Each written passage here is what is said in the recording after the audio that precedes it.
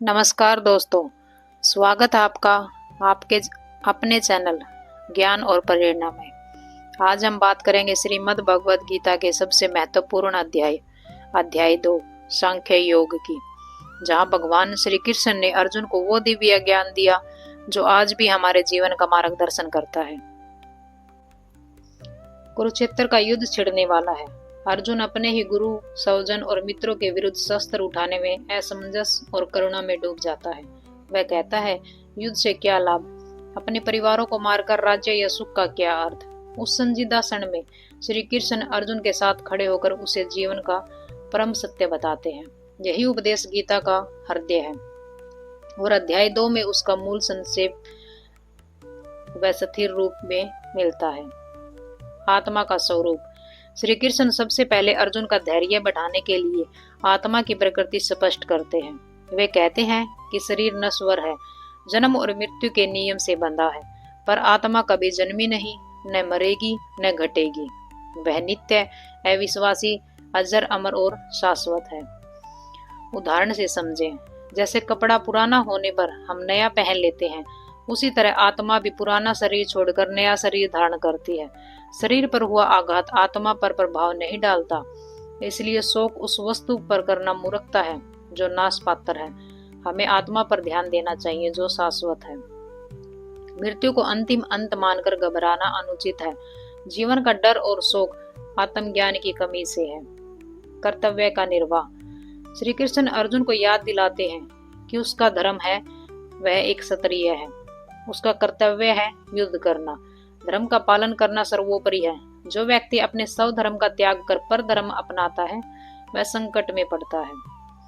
यहाँ गीता यह नहीं कहती कि हर कर्तव्य अंधाधुंध सही, पर परिस्थिति में अपने कर्तव्य का पालन करने की दृढ़ता व साहस सिखाती है।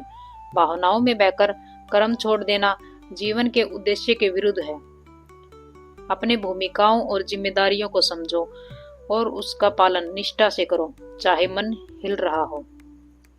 कर्म फल से विरक्ति। यह गीता का सबसे प्रसिद्ध सूत्र है। कर्म करने में तेरा अधिकार है, पर उसके फलों में नहीं। अर्थात हमें कर्म करना है, पर फल की चिंता नहीं करनी चाहिए। फल की चिंता से मन बंधता है, भय और आशाएं उत्पन्न होती हैं, जो निर्णय और काम को प्रभावित करती हैं। जब कर्म बिना फलासक्ति के किया जाता है, तब कार्य शुद्ध हो जाता है और मन शांत रहता है। फल ईश्वर या परिस्थितियों पर निर्भर है। हमारा नियंत्रक केवल प्रयास और उद्देश्य होना चाहिए। नौकरी करें, पर सफलता के दबाव में मानसिक शांति न गवाएं। रिश्ते निभाएं, पर अपेक्षाओं से मुक्त रहें। समताओ। गीता सिखाती है कि सच्चा योगी वह है जो सुख में भी समान रहे और दुख में भी समान। सुख लाभ और दुख हानि के बीच उतार चढ़ाव आते रहते हैं। उन पर चंचल होने से जीवन विचलित होता है। संतुलित दृष्टि विकसित करने से व्यक्ति विपरीत परिस्थितियों में भी निर्णायक और स्थिर रहता है। यह समता केवल भावनात्मक स्थिरता नहीं, बल्कि विवेकपूर्ण समीक्षा भी है। परिस्थितियों का विश्लेषण बिना आचरण छोड़े करना। सफलता में अहंकार से बचो, असफलता में आत्मग्लानि से नहीं डूबो। दोनों में संयम रखो। श्री कृष्ण बताते हैं कि जब आदमी आत्मा के स्वरूप को जानता है, तो वह भ्रम से मुक्त हो जाता है। ज्ञान से ही अज्ञान मिटता है। सच्चा ज्ञान आत्म स्वरूप और संसार के नित्य नश्वर पक्ष को समझने से आता है। ज्ञान का अर्थ सिर्फ बौद्धिक जानकारी नहीं, अनुभवजन्य जागरण है। खुद पर निरीक्षण, मन, इंद्रियों की प्रकृति पहचानना और अनावश्यक आसक्तियों की पहचान कर उन्हें त्यागना। जब विवेक जागृत होता है, तब कर्म स्वतः ही मोक्ष रूपी होते हैं। व्यवहारिक शिक्षा। पढ़ाई के साथ आत्मनिरीक्षण व व्यक्तिगत अनुभव से बनने वाला ज्ञान सबसे महत्वपूर्ण है। मन व इंद्रियों का संयम। मन के स्वभाव के कारण हम इंद्रियों के पीछे भागते हैं। बार बार बाहर से सुख लेने की चाह हमें अंदर से कमजोर कर देती है। गीता में कछुए का उदाहरण दिया गया है। जब कछुआ अपने सारे अंग भीतर खींच लेता है, तब वह सुरक्षित रहता है। उसी तरह ज्ञानी इंद्रियां को नियंत्रित करके आंतरिक शांति प्राप्त करता है। इंद्रियों का संयम असली स्वतंत्रता है। वस्तुओं पर निर्भर मन बंधन है। संयम से मन स्वतः सकारात्मक दिशा में चलता है। छोटी छोटी इच्छाओं पर नियंत्रण रखें। फोन की आदत, अनियंत्रित बात, खर्च आदि ये सब मानसिक अशांति बढ़ाते हैं। क्रोध, मोह व स्मृति विभ्रम। गीता स्पष्ट करती है कि क्रोध के कारण मोह उत्पन्न होता है, उसे स्मृति विभ्रम आता है और बुद्धि का नाश होता है। क्रोध नियंत्रण न किया जाए तो वह सोचने समझने की शक्ति छीन लेता है और हम तात्कालिक निर्णयों में फंस जाते हैं। इसलिए क्रोध पर रोक और मानसिक शांति बनाए रखना अत्यंत महत्वपूर्ण है। अवसाद या तीव्र भावनाओं में बुद्धि मालूम नहीं रहती। ऐसे समय में निर्णय लेना भूल होना चाहिए। गुस्से में लिए गए निर्णय अक्सर दुख देते हैं। रोकें, गहरी सांस लें और सोचें, फिर बोले, कर्म करें। स्थिर प्रज्ञ का स्वरूप। अध्याय में स्थिर प्रज्ञ का वर्णन मिलता है। वह व्यक्ति जो हर वस्तु में सम्मान भाव रखता है, जो न सुख से ऊंचा होता है न दुख से नीचा। वह संतोषी, संयमी और सदैव सम होना उसकी पहचान है। स्थिर प्रज्ञ का मन अहम रहित नहीं पर विवेक प्रधान होता है। वह परिस्थिति के अनुसार कार्य करे पर आसक्ति से परे रहे।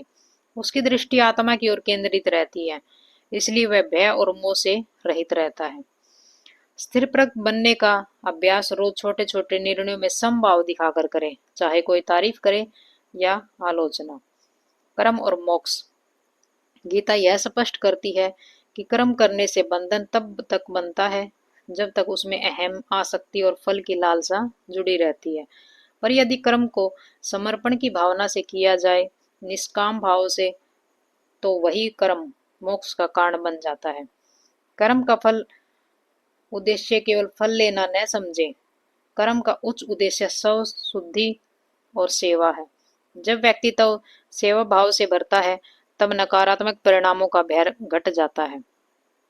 किसी काम को मैं कर रहा हूँ, रही हूँ की अपेक्षा यह काम उसे संकल्प को समर्पित है के भाव से करें, मन हल्का होगा। आधुनिक जीवन में गीता अध्याय 2 की प्रासंगिकता।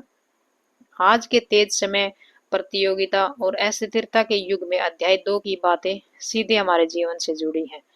तनाव और डर को कम करने के लिए आत्मज्ञान जरूरी है। कार्यस्थल पर परिणाम पर अधिक ध्यान देने की बजाय गुणवत्ता और निष्ठा रखें। रिश्तों में अपेक्षाओं की जगह सेवा और समझ रखें। मानसिक स्वास्थ्य के लिए मन का संयम और संतुलित अपनाएं। योग, ध्यान या साधना मददगार है। असफलताओं में धैर्य रखें और सफलताओं में विनम्र रहें। यही दीर्घकालीन बुद्धिमत्ता है। गीता की शिक्षा को आजमाने के लिए रोज सुबह बैठकर अपनी सांस पर ध्यान दें। मन की हलचल कम होगी। कर्म बिंदु अभ्यास। काम करके उसके परिणाम की चिंता छोड़ें, केवल प्रयास पर ध्यान दें। शाम को 5 मिनट सोचें, कौन सी इच्छाएं आज आई, किन पर आप हावी हुए, उनसे कैसे निपटें। गुस्सा आने पर 10 गहरी सांस लें, फिर बोले, निर्णय शांत चित्त होकर लें। रोज 3 चीजें लिखें जिनके लिए आप कृतज्ञ हैं, इससे समत्व बढ़ेगा। अध्याय 2 कहता है, तुम आत्मा हो न कि शरीर। अपना कर्तव्य निभाओ, कर्म करो पर आसक्ति छोड़ दो। सुख दुख में समभाव रखो। मन व इंद्रियों को नियंत्रित करो। क्रोध व मोह से बचो।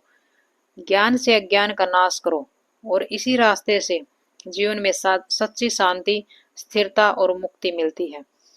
यह अध्याय सिर्फ धार्मिक उपदेश नहीं, बल्कि जीवन जीने की एक व्यवहारिक, वैज्ञानिक और मानविक कला सिखाता है। इसे अपनाकर हम न केवल अपने व्यक्तिगत जीवन को सुधार सकते हैं, बल्कि अपने परिवार, कार्यस्थल और समाज में भी स्थिरता और संतुलन ला सकते हैं।